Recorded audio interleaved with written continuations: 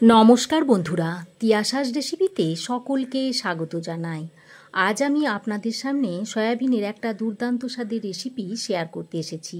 Soybean তো আপনারা নানাভাবে বানিয়ে খেয়েছেন, তবে এই রকমভাবে একবার সয়াবিনটা বানিয়ে খেয়ে দেখুন। এতটাই টেস্টি হয় যে এটা মাছ মাংস খাওয়া কিন্তু আপনারা ভুলে যাবেন। এটা রুটি পরোটা সব কিছুর সাথেই খেতে পারবেন। আর এটা আপনি যাকেই বানিয়ে খাওয়াবেন প্রত্যেকেই আপনার প্রশংসায় পঞ্চমুখ হবে। আর এটা কিভাবে তৈরি করেছেন সেই রেসিপিটা কিন্তু সকলেই জানতে চাইবে। তাহলে বন্ধুরা আর দেরি না করে রেসিপিটা শুরু করা যাক। আর আপনারা যদি আমার চ্যানেলে নতুন এসে থাকেন তাহলে চ্যানেলটিকে সাবস্ক্রাইব করার অনুরোধ রইল। রেসিপিটা বানানোর জন্য প্রথমেই আমি সয়াবিনগুলোকে সেদ্ধ করে নেব। তার জন্য একটা পাত্রে আগে থেকে বেশ খানিকটা জল গরম করতে দিয়েছি। এবার এই জলের মধ্যে দিয়ে দিচ্ছি হাফ চামচ মতো নুন। নুনটা দিয়ে জলের সঙ্গে ভালো করে নেড়েচেড়ে মিশিয়ে নিচ্ছি। এবার দেখুন এই জলটা যখন টকবক করে ফুটে উঠবে সেই পর্যায়ে দিয়ে দিতে হবে সয়াবিনগুলো। এবার এই সয়াবিনগুলোকে নুন জলের মধ্যে দিয়ে ভালো করে নেড়েচেড়ে মিশিয়ে সেদ্ধ করে নিতে হবে। আর সয়াবিনটা দেখুন এরকম ভেতর পর্যন্ত ভালোভাবে সেদ্ধ হতে হবে। এবার আমি সয়াবিনগুলোকে তুলে নিচ্ছি। আর সয়াবিনগুলো দেখুন সেদ্ধ হবার পর ফুলে একেবারে ডবল হয়ে গেছে।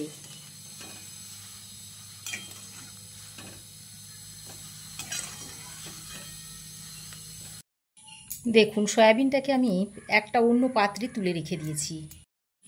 এবার এর মধ্যে জল দিয়ে দিচ্ছি যাতে সয়াবিনটা খুব তাড়াতাড়ি ঠান্ডা হয়ে আসে। আর এইভাবে জলের মধ্যে ডুবিয়ে রাখলে সয়াবিনের গন্ধটাও চলে যাবে। ওইদিকে সয়াবিনটা ঠান্ডা হতে থাক, ততক্ষণে আমি মিক্সিং জারের মধ্যে একটা মশলার পেস্ট তৈরি করে নিচ্ছি। তার জন্য মিক্সিং জারের মধ্যে দিয়ে দিচ্ছি একটা বড় সাইজের কুচনো টমেটো, দিয়ে দিচ্ছি 2 ইঞ্চি মতো আদার টুকরো, দিচ্ছি 10-12 কোয়া মতো রসুন আর 2টো কাঁচা লঙ্কা এর মধ্যে দিয়ে দিচ্ছি। তারপর জল দিয়ে এর একটা মিহি পেস্ট আমি তৈরি করে নিয়েছি। এদিকে দেখুন ততক্ষণে সয়াবিনটা ভালোভাবে ঠান্ডা হয়ে গেছে। এবার সয়াবিনটাকে জল থেকে তুলে নিতে হবে। এইভাবে সয়াবিনটাকে জল থেকে হাতের সাহায্যে চেপে আমি তুলে একটা অন্য বাটিতে রেখে দিচ্ছি।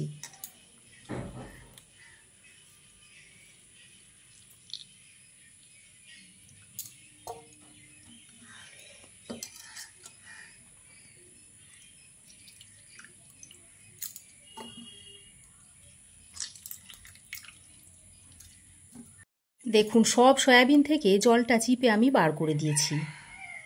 এবার আমি এর মধ্যে দিয়ে দিচ্ছি অল্প একটু হলুদের গুঁড়ো, দিয়ে দিচ্ছি হাফ চামচ মতো লঙ্কার গুঁড়ো, স্বাদ মতো নুন দিয়ে দিচ্ছি, আর দিয়ে দিচ্ছি 2 চামচ মতো দই। দইটা আমি ভালো করে ফেটিয়ে নিয়েছি। আর দিয়ে দিচ্ছি একটু গরম মশলার গুঁড়ো। এবার সমস্ত উপকরণগুলো সয়াবিনের সঙ্গে এইভাবে ভালো করে একটু মাখিয়ে নিতে হবে। আর আপনারা একটু এইভাবে হাতের সাহায্যে মেখে নেবেন, তাহলে সমস্ত উপকরণ সয়াবিনের গায়ে ভালোভাবে লেগে যাবে। দেখুন সমস্ত উপকরণ দিয়ে সয়াবিনের সঙ্গে ভালো করে মেখে নিয়েছি। এবার এটাকে 10 মিনিট ছেড়ে দিচ্ছি রেস্টের জন্য। এবার রান্নাটা করার জন্য কড়াই গরম করে দিয়ে দিচ্ছি পরিমাণ মতো সরষের তেল। এখানে আমি একটা বড় সাইজের আলুকে ঠিক এই রকম বড় বড় টুকরো করে কেটে নিয়েছি। এবার তেলটা ভালোভাবে গরম হয়ে এলে এই কেটে রাখা আলুগুলো এর মধ্যে দিয়ে দিচ্ছি। সঙ্গে অল্প একটু নুন আর একটু হলুদের গুঁড়ো দিয়ে দিচ্ছি। এবার নুন আর হলুদের গুঁড়োটা দিয়ে আলুটাকে বেশ লাল লাল করে ভেজে নেব। বন্ধুরা আমার চ্যানেলে যারা নতুন এসেছেন তাদের চ্যানেলটাকে সাবস্ক্রাইব করার জন্য অনুরোধ রইল।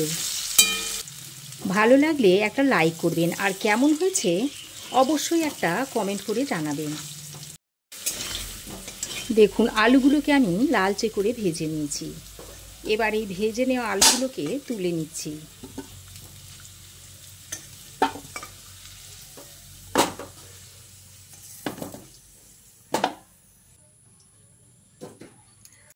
এবার ওই কড়াইয়ের মধ্যে যে তেলটা রয়েছে তার মধ্যে দিয়ে দিচ্ছি একটা তেজপাতা, একটা শুকনো লঙ্কা ছিঁড়ে দিয়ে দিচ্ছি, আর হাফ চামচ মতো দিয়ে দিচ্ছি গোটা জিরে।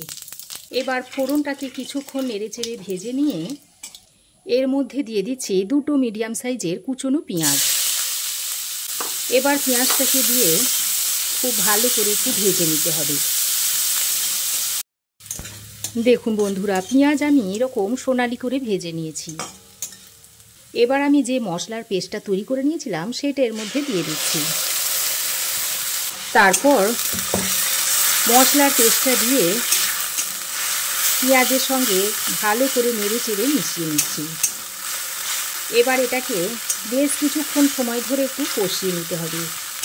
মশলার পেস্টটা দিয়ে যদি ভালো করে কষানো না হয় তাহলে আদা ও রসুনের যে কাঁচা গন্ধটা সেটা কিন্তু যাবে না। প্রায় 2-3 মিনিট সময় ধরে মশলাটা আমি খুব ভালো করে কষিয়ে নিয়েছি, আর এর মধ্যে থেকে আদা ও রসুনের কাঁচা গন্ধটা চলে গেছে। এখন আমি এর মধ্যে দিয়ে দিচ্ছি স্বাদ মতো নুন, দিয়ে দিচ্ছি অল্প একটু হলুদের গুঁড়ো, হাফ চামচ মতো দিয়ে দিচ্ছি জিরে গুঁড়ো, আর দিয়ে দিচ্ছি একটু কাশ্মীরি লঙ্কার গুঁড়ো। যেহেতু আমি কাঁচা লঙ্কা বেটে দিয়েছি তাই আমি ঝাল লঙ্কার গুঁড়োটা আর দিচ্ছি না। এবার এর মধ্যে অল্প একটু জল দিয়ে মশলাটাকে আরও কিছুক্ষণ কষিয়ে নিতে হবে। গুঁড়ো মশলাটা দিয়ে বেশ কিছুক্ষণ কষিয়ে নেওয়ার পর এবার এর মধ্যে অল্প পরিমাণে একটু চিনি দিয়ে দিচ্ছি। যেহেতু এখানে টমেটো ও দই ব্যবহার করছি তাই চিনিটা অবশ্যই দেবেন, তাহলে স্বাদের একটা ব্যালেন্স হবে। চিনিটা দিয়ে আবারও মশলার সঙ্গে বেশ ভালো করে মিশিয়ে নিয়েছি। এবার আমি এর মধ্যে ম্যারিনেট করা সয়াবিনটা দিয়ে দিচ্ছি। তারপর আবারও মশলার সঙ্গে বেশ ভালো করে কষিয়ে নিতে হবে। প্রায় 3-4 মিনিট মতো সময় ধরে লো টু মিডিয়াম ফ্লেমে সয়াবিনটাকে দিয়ে মশলার সঙ্গে খুব ভালো করে কষিয়ে নিতে হবে। আর যত ভালো করে কষাবেন সয়াবিনের স্বাদটা কিন্তু ততই বাড়বে। সয়াবিনটা দিয়ে ভালো করে নেড়েচেড়ে মিশিয়ে নিয়ে এবার যে বাটিতে সয়াবিনটাকে ম্যারিনেট করে রেখেছিলাম সেই বাটিতে অল্প একটু জল নিয়ে এর মধ্যে দিয়ে দিচ্ছি। তারপর ভালো করে নেড়েচেড়ে মিশিয়ে নিচ্ছি।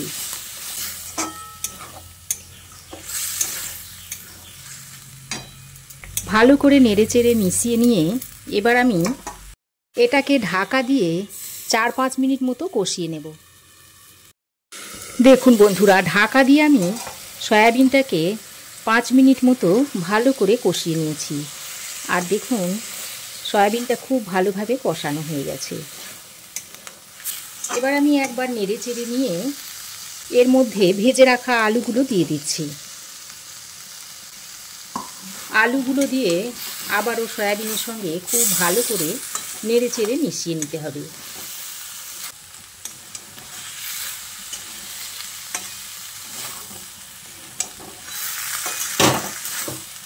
দেখুন আলুটা দিয়ে খুব ভালো করে নেড়েচেড়ে মিশিয়ে নিয়েছি। এবার যে মিক্সিং জারে মশলাটা তৈরি করে নিয়েছিলাম তার মধ্যে অল্প একটু জল দিয়ে এখানে দিয়ে দিচ্ছি। এছাড়াও আমি এর মধ্যে আরও কিছুটা জল দিয়ে দিচ্ছি, তবে আপনারা যেমন গ্রেভি রাখবেন সেই অনুযায়ী জলটা দিয়ে নেবেন। আর এমনভাবে জল দেবেন, খেয়াল রাখতে হবে যাতে আলুগুলো খুব ভালোভাবে সেদ্ধ হয়ে যায়। জলটা দিয়ে সব কিছুকে আবারও ভালো করে নেড়েচেড়ে মিশিয়ে নিচ্ছি। জল দিয়ে ভালো করে নেড়েচেড়ে মিশিয়ে নিয়ে এবার ঢাকা দিয়ে 6 থেকে 7 মিনিট মতো রান্না করে নেব। দেখুন বন্ধুরা, 6-7 মিনিট পর আমি ঢাকাটা খুলে নিয়েছি। এবার দেখতে হবে যে আলুগুলো ভালোভাবে সেদ্ধ হয়েছে কিনা। দেখুন আলু খুব সুন্দরভাবে সেদ্ধ হয়ে গেছে।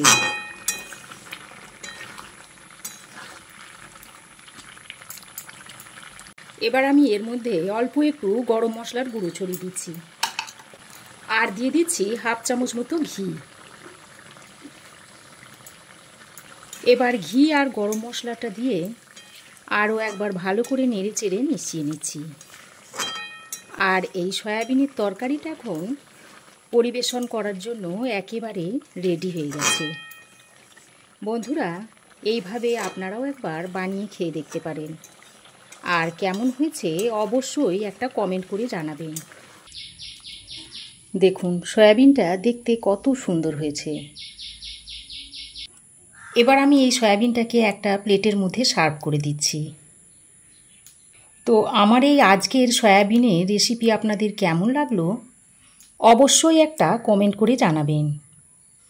ভালো লাগলে একটা লাইক ও শেয়ার করবেন। পাশে থাকা বেল আইকনটাও অবশ্যই প্রেস করবেন। আর আমার চ্যানেলে নতুন বন্ধু হয়ে থাকলে প্লিজ চ্যানেলটা সাবস্ক্রাইব করার অনুরোধ রইল। আজ এ পর্যন্তই।